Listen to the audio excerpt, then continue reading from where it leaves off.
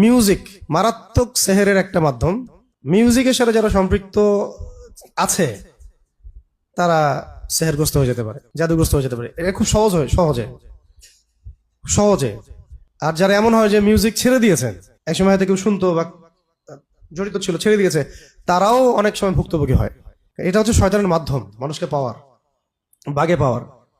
নেশা একটা হচ্ছে মাদক নেশা। নেশাদার দ্রব্যের সাথে যারা সম্পৃক্ত সেহেরগ্রস্ত হয়ে যাবে সহজে, জাদুগ্রস্ত হয়ে যেতে পারে।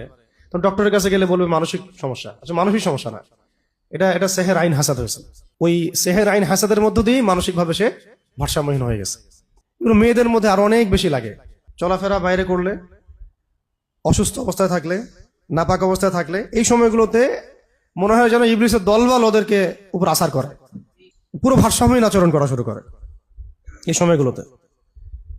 এগুলো খুবই কেয়ারফুল থাকার বিষয়।